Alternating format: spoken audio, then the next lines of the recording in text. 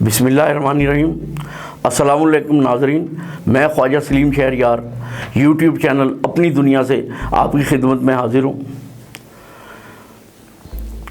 Azerbaijan और Armenia के दरमियान 10 घंटों के तवील मुज़ाकरात के बाद मास्को में आर्जी जंगबंदी का ऐलान हो गया था, लेकिन इस जंगबंदी के ऐलान के 1 घंटा बाद ही दोनों ममालिक ने एक दूसरे पर जंगबंदी की खिलाफ वर्जी के इल्ज़ामात लगाना शुरू कर दिए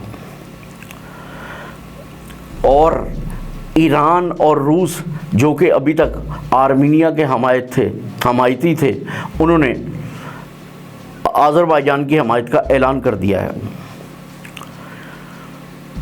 जंगबंदी के ऐलान के बाद मास्को में रूस के वज़ीर ख़ारजा का ये कहना था कि अब इस जंगबंदी के बाद दोनों ममालिक के दरमियान तस्फिया तलब अमूर पर मुज़ाकरात होंगे।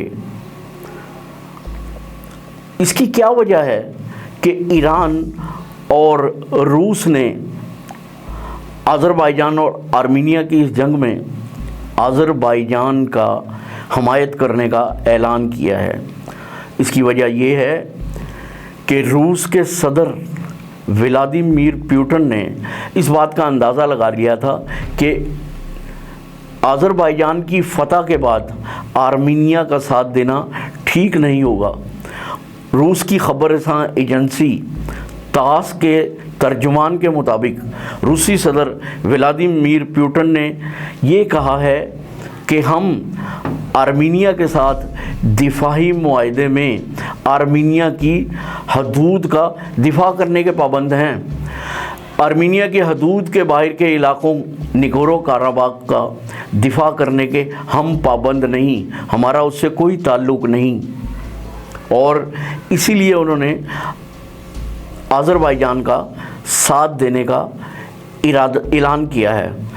नाज़रीन, अगर देखा जाए तो पसे पर्दा इस हमायत में उन्होंने आज़रबाईजान का साथ देने का ही ऐलान किया है और वो आज़रबाईजान के साथ हैं, आर्मीनिया के नहीं। और दूसरी तरफ अगर हम देखें कि ईरान ने भी इन दोनों ममालिक की जंग में आज़रबाईजान का साथ देने का और उसकी हमायत करने का ऐलान किया है। उसकी वजह ये है कि 18 सफ़र को ईरानी काबीना का इजलास हुआ, जिसमें ईरान के सदर हसन रूहानी ने खिताब करते हुए इस बात का इजहार किया कि जंग किसी भी मसले का हल नहीं हुआ करती।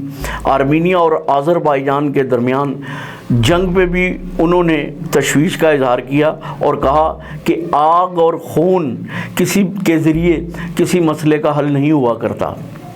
और उन्होंने काबीना के इजलास के दौरान अल्लाह तबारक व तआला के हुज़ूर आज़रबाईजान की सलामती के लिए दुआ भी की। ईरान की हुकूमत एकदम आज़रबाईजान के हक़ में और उनकी हमायत में क्यों हुई? इसकी वजह ये है कि ईरान में ईरानी वकला और अवाम ने एक रैली का इनेकाद किया और उस रैली में आज़रबाईजान की हमायत करते हुए उन्हें हक़ में नारे बुलंद किए और उन्होंने ईरान की हुकूमत से ये गुजारिश की कि हमें यानी ईरानी अवाम को आज़रबाईजान की इस जंग में जहाद करने की इजाज़त दी जाए।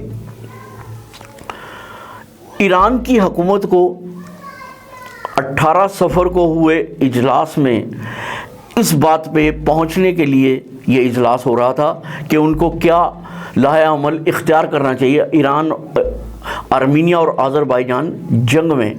तो 18 सफ़र को शुरू हुए इस इजलास का इख्तिताम 19 सफ़र की सुबह को आज़रबाईजान की हमायत पे हुआ और काबीना ने ये ऐलान किया कि हम आज़रबाईजान की हमायत का ऐलान करते हैं। नाज़रीन, इसकी वजह ये थी कि 20 सफ़र को نواسہ رسول مقبول صلی اللہ علیہ وآلہ وسلم حضرت امام حسین رضی اللہ تعالیٰ عنہ کا پوری دنیا میں مسلم ممالک میں چہلم منایا جاتا ہے، اور یہ چہلم کے جلوس ایران میں بھی 20 صفر کو برآمد ہونا تھے۔